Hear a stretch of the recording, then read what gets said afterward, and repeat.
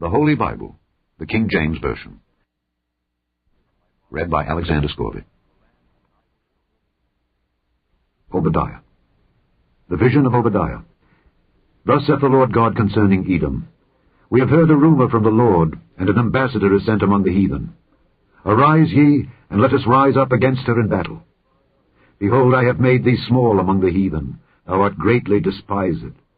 The pride of thine heart hath deceived thee, thou that dwellest in the clefts of the rock, whose habitation is high, that saith in his heart, Who shall bring me down to the ground? Though thou exalt thyself as the eagle, and though thou set thy nest among the stars, thence will I bring thee down, saith the Lord. If thieves came to thee, if robbers by night, how art thou cut off? Would they not have stolen till they had enough? If the grape-gatherers came to thee, would they not leave some grapes? How are the things of Esau searched out? How are his hidden things sought up? All the men of thy confederacy have brought thee even to the border. The men that were at peace with thee have deceived thee and prevailed against thee. They that eat thy bread have laid a wound unto thee. There is none understanding in him. Shall I not in that day, saith the Lord, even destroy the wise men out of Edom, and understanding out of the mount of Esau? And thy mighty men, O Teman, shall be dismayed, to the end that every one of the mount of Esau may be cut off by slaughter. For thy violence against thy brother Jacob, shame shall cover thee, and thou shalt be cut off forever.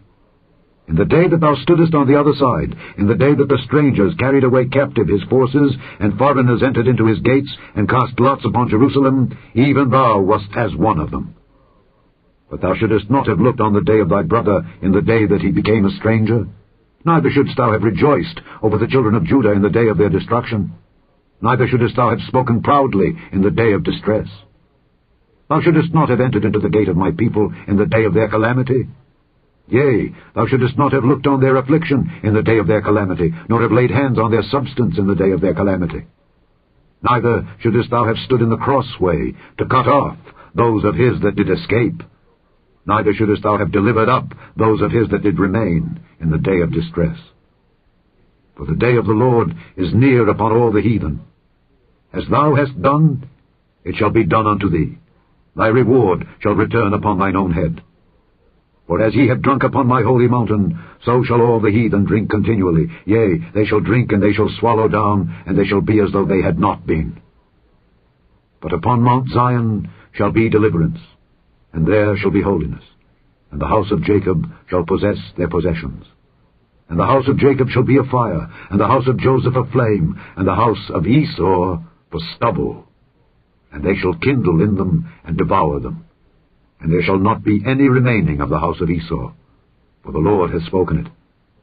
And they of the south shall possess the mount of Esau, and they of the plain the Philistines, and they shall possess the fields of Ephraim and the fields of Samaria, and Benjamin shall possess Gilead. And the captivity of this host of the children of Israel shall possess that of the Canaanites, even unto Zarephath. And the captivity of Jerusalem, which is in Sepharad, shall possess the cities of the south. And the Saviors shall come up on Mount Zion to judge the mount of Esau, and the kingdom shall be the Lord's. The end of Obadiah.